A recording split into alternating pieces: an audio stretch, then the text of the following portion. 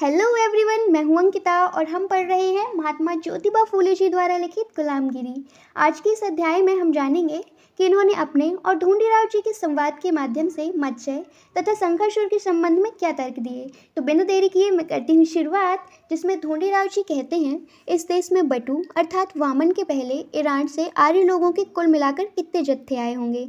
जिस पर ज्योतिराव जी जवाब देते हैं, इस देश में आर्य लोगों के कई जत्थे जलमार्ग से आए।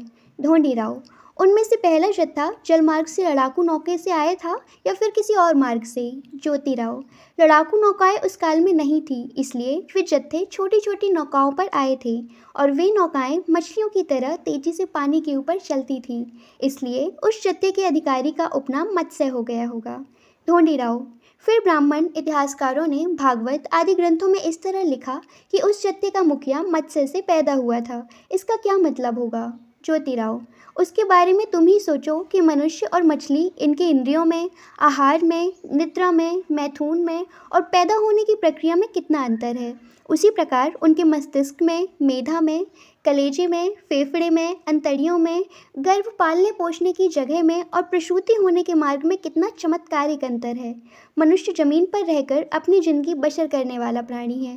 वह जरा सी असावधानी से पानी में गिरने पर तैरना ना आए तो डूबकर मर जाता है, किंतु मछली हमेशा ही पानी में रहती है। लेकिन मछली को पानी से बाहर निकालकर जमीन पर रखते ही तिलमिलाकर मर जाती है। नारी स्वाभाविक रूप में एक समय एक ही बच्चे को जन्म देती है, लेकिन मछली सबसे पहले कई अंडे देती है। उसके कुछ दिनों बाद उन अंडों को फोड़कर उसमें से अपने सभी बच्चों को बाहर निकाल लेती है।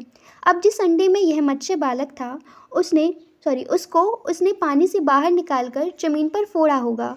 उस अंडे से उसने उस मत्स्य बालक को बाहर निकाला होगा। यदि यह कहा जाए तो उस मछली की जान पानी से बाहर जमीन पर कैसी बची होगी। कोई आदमी इस तरह के सवाल उठा सकता है कि मनुष्यों में से किसी मजे हुए गोताखोर ने पानी के अंदर गहरी डुबकी लगाकर मत्स्य बालक जिस अंडे में था, उस अंडे को पहचान कर उसने उसको जमीन पर लाया होगा। खैर, यह भी सच मान लीजिए, लेकिन बाद में किस चतुर मर्द ने मछली के उस अंडे को फोड़कर उसमें से उस मत्स्य बालक को बाहर निकाला होगा। क्योंकि यूरोप और अमेरिकी देशों में काफ़ी विकास हुआ है और बड़े बड़े ख्याति प्राप्त विद्वान चिकित्सा शास्त्र में विज्ञ हुए हैं, फिर भी उनमें से किसी एक ने भी अपनी छाती पर हाथ रखकर यह दावा नहीं किया है कि मैं मछली के अंडे को फोड़ करके उसमें से बच्चे को जिंदा निकाल देता हूँ। खैर, वह अंडा पानी में है, इस तरह का महत्वपूर्ण संदेश किस अमर मछली ने पानी से बाहर आकर उस गोताखोर को बताया होगा, और उस जलचर संदेशवाहक की भाषा मानव को कैसे समझ में आई होगी। इस प्रकार की एक से अधिक शंकाओं से भरे उन लेखे में से सही समाधान होना बिल्कुल असंभव है।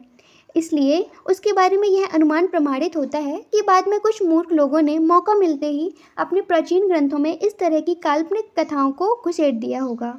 ढूंढीराव: अच्छा, फिर यह सवाल उठता है कि उस जत्थे का नायक अपने लोगों से साथ किस जगह पर आकर रुका होगा।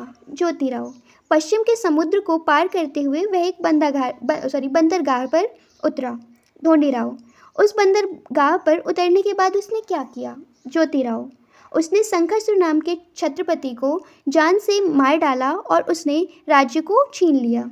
बाद में शंखचूड़ का वह राज्य मत्स्य से मरते ही शंखचूड़ के लोगों ने अपना राज्य वापस लेने के उद्देश्य से मत्स्य के कबीले पर बड़ा ही खतरनाक हमला बोल दिया। ढूंढीराव: बाद में इस खतरनाक हमले का क्या परिणाम हुआ। ज्योतिराव: उस करारी हमले में मत्स्य के कबीले की करारी हार हुई, इसलिए उसने युद्ध भूमि से ही भाग जाना बेहतर समझा और भाग निकला।